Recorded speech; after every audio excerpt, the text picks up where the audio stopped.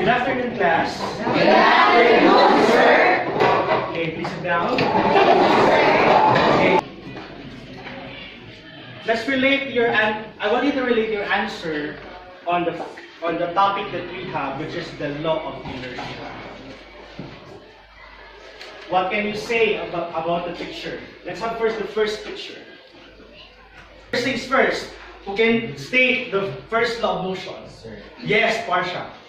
Okay, the first Newton's law is the law of inertia. The body will remain at rest or move at its constant velocity unless acted upon by external net or unbalanced force. So, in the first picture, sir, it can relate to the law of acceleration because of the magnitude. Because of the point in the paper, so it can't move. It can't move unless one of it can move that coin. So in acceleration it can move because of the gravitational force or the magnitude. Okay. Let me say that's okay. We have that one. That's correct, Parsha. But I think it's more on the inertia. It's not acceleration. Okay. So we have the body will remain at rest unless it is acted by an external and unbalanced force. That's correct. Okay. The car. Yes, but the car stops. Yes, By what? By the wall. What happens to the person? Slow down. Okay, it was we have the one. So it is because of the law of inertia. That's it. This time let me call two volunteers. We have Abing and Gala. Can you please be here? Gala, can you please hold this ball? And we have Abing on the end. Okay. Can you please pass the ball to Abing? Okay. What happened to the ball? It stops, right? Yes, sir. Okay. This time, okay, you can sit down. Okay. Let's have this one. We have this one. Let's try to roll this ball. And what happens? It changes direction. What else? Aside from it changes direction, it slows down. So those are the movements that we have as we observe on the ball. So when we see something move, we see it starts, it's slow, it curves or changes direction or stop. All these things represented a change in motion.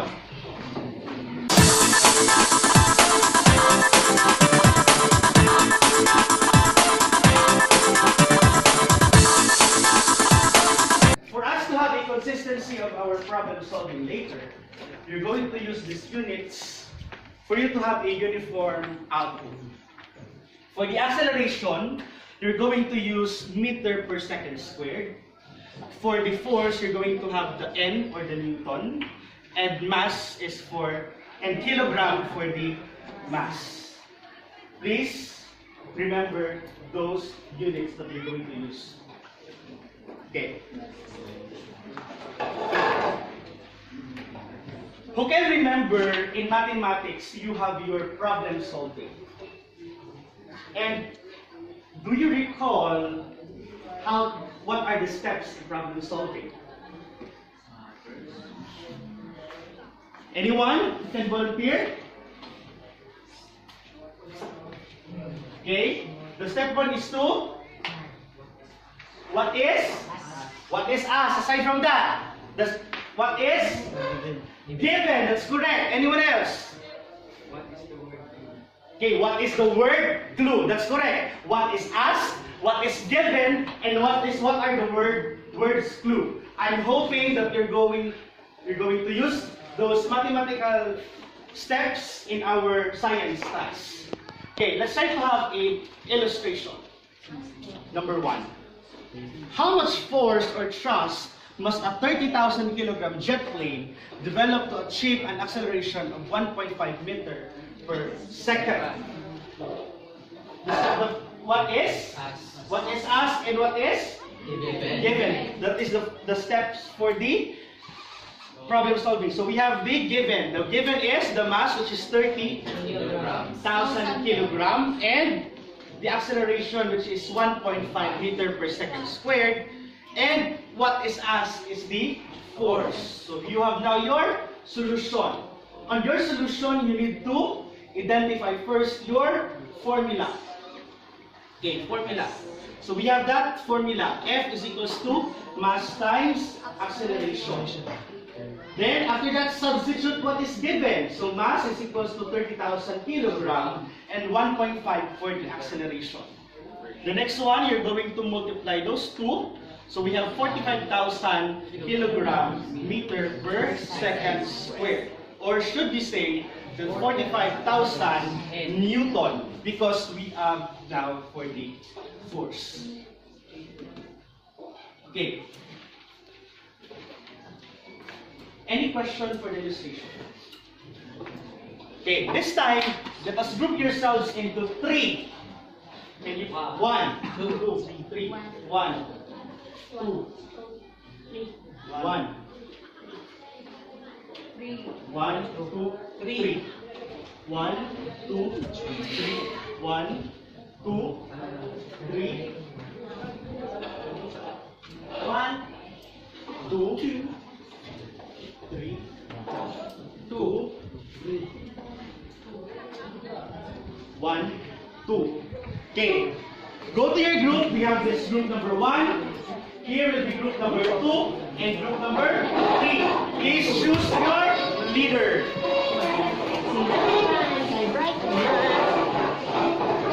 Okay.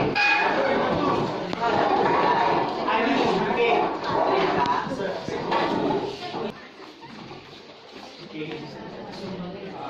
I'm using this last card after that one. So I have these numbers here.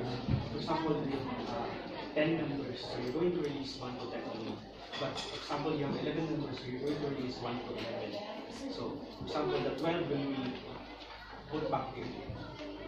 Okay, then please follow the rules. I'll give you. So we have this instruction later. So we have this task card for you, and for you.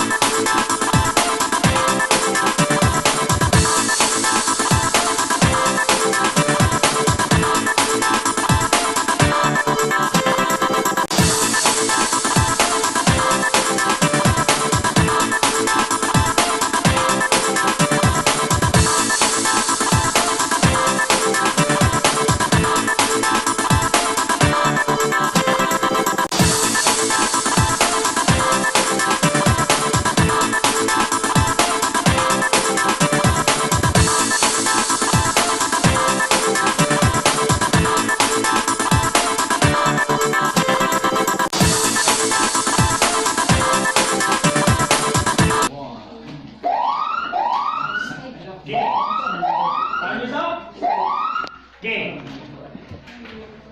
You have done a great job as I am observing, as I am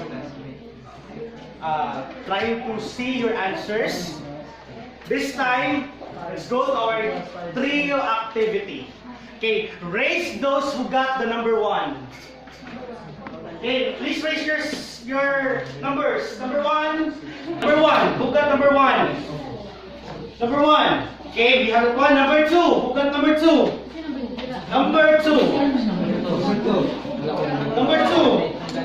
Okay, we have Honey and Louie and number 2. Jomery. Number 2.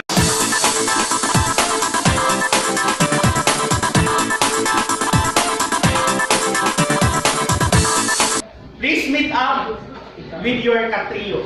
Number 1 will meet up, number 2 will get out, number 3 will get out, but the 11 went combined. Where's 4? So, again, you'll be given 7 minutes to share your solution and to predict if you have something to predict with their solution. Then after that one, try to discuss what is lacking in the solution, or this is a good solution. Try to praise or react on the solution. Okay?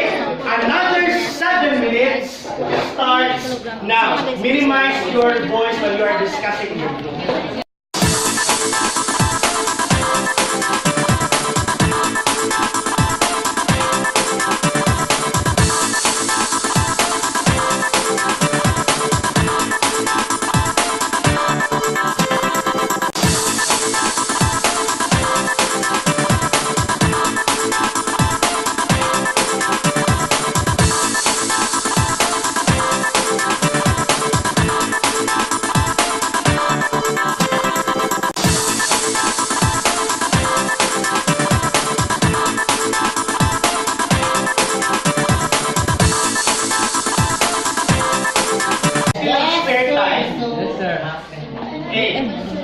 Still have spare time. Okay. Did you understand each of the problem? Yes, sir. Okay, let's try to check if. Okay, let's have. For the first problem, what is your answer for the first problem? First problem. The answer is 5. That's correct. We have 5 and we have addition of the n for the 5 Newton. For the acceleration problem, 4 meters per second. That's correct. And for the acceleration problem, yes, Kala. Mass problem, sorry. 3.2 kilograms. 3.2 kilograms. That is still correct. So you've done a great job. Can you please clap your hands for yourself? Okay. This time, let us be independent. Let's try to see if you have learned from your groups. Okay, I'll be flashing a problem and I want you to answer each of you individually the given problem. Still have spare time. So, are you ready? Ready! Are you ready? Ready! Okay. 5 minutes starts now.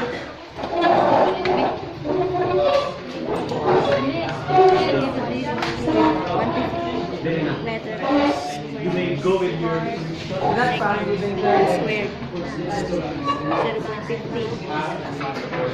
Okay, again, please have the correct way of problem solving. Have the given, what is asked, and then you have the solution.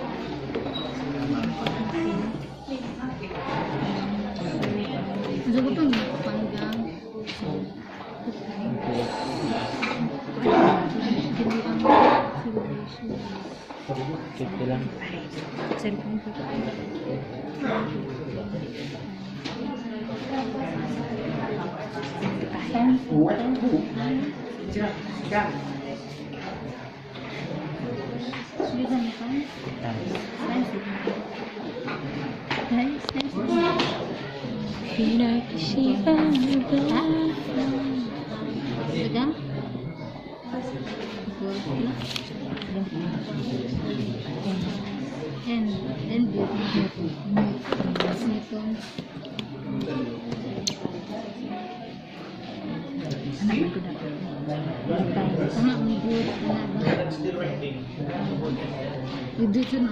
Okay, try to find one.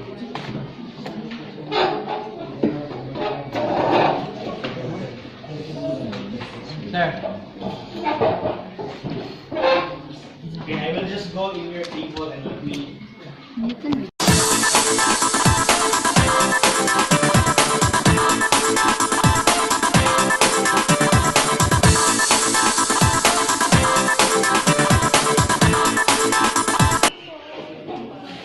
Okay. The answer is 75.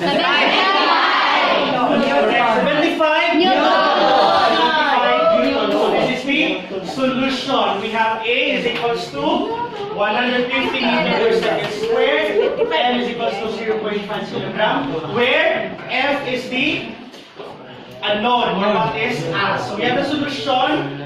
We have the formula force is equals to mass times acceleration, and which is the same with your work. Good job. Please give 10 claps for yourselves. Okay.